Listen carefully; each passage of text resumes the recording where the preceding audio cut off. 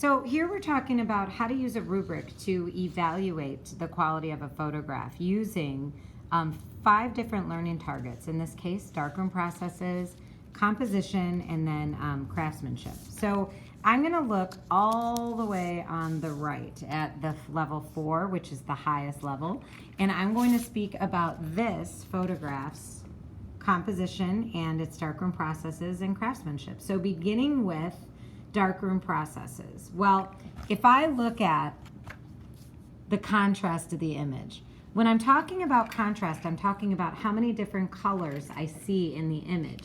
For example, if I were to take like a value scale going from light to dark, I would want to see a range of colors, not just 3 colors. I would want to see a lot of light all the way to dark. That gives me an exceptional range.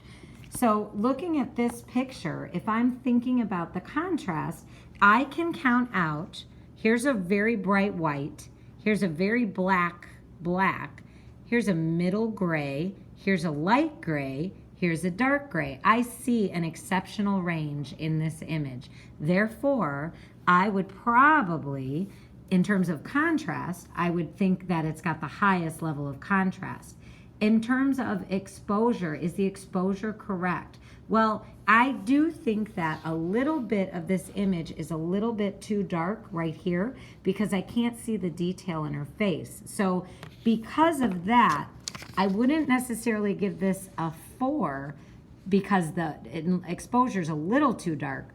I would probably give it a 3 because the contrast range is very strong, but the exposure is pretty correct. It's not perfectly correct, right? So I would probably give this one a 3.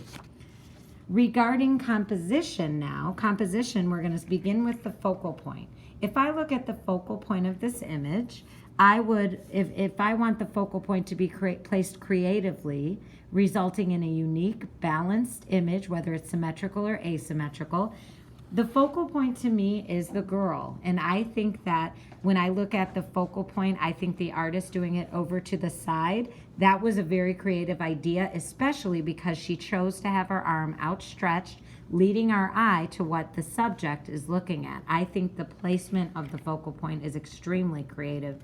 It's over to the side, rule of thirds, placed so intentionally, so I would look at what the viewer or what the subject was looking at. So for focal point, I would definitely give that a 4. In terms of figure ground relationships, which is, you know, your use of foreground, middle ground, background, do they contribute creatively to the overall image, or do they contribute mildly? So I'm looking at the foreground, middle ground, background. I do see the subject is very, like, it seems to be the first thing that I look at.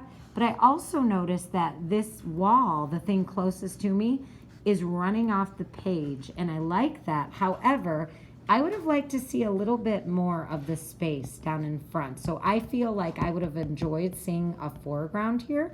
Therefore, I am going to give this image that they're visible, but all I can see is like the middle ground and the background. I don't see a foreground too much, right? So because of that, I see some ground, but it gets cut off here. I wish the artist would have showed more.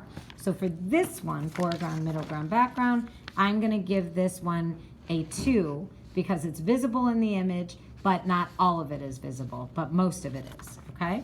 In terms of principles of design, with principles of design, remember, I'm looking for more than 3 principles of design. And a reminder, my principles of design are repetition, running off the page, overlapping, cropping or filling the space in an interesting way in variety and size. So if I look at this, I see running off the page with the bricks. I see repetition in this brick shape because it's brick, brick, brick, brick, brick, brick, brick, brick, brick. I see repetition in her fingers. Remember, repetition is 3 or more. I see repetition of lines because there's a line in her arm, lines in the legs, this black line here. I sort of see the horizon line there, which is making another line. So I see a lot of repetition. So far that's 2.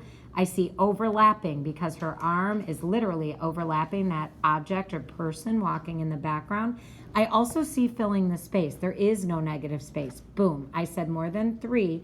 Therefore, this is a 4 in terms of principles of design.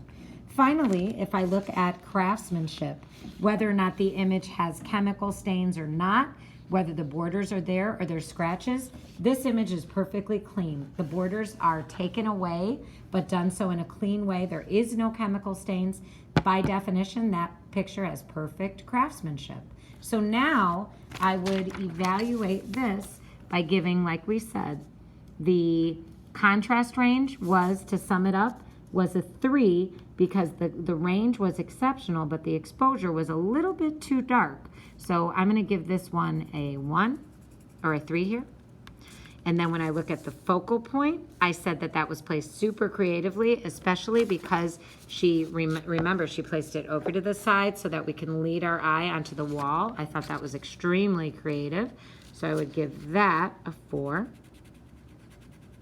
And then in terms of my figure ground relationships, I see the middle ground and background, but the foreground kind of gets cut off. So most of this is there. Some of it's missing a little bit. So I'm going to go ahead and give this a 2, especially because I saw that horizon line still in the background. Principles of design, that was a solid 4. She clearly got that. She had more than 3. And then the image also had wonderful craftsmanship. So I'm going to give that a 4 as well. So now you're ready to move to the next step.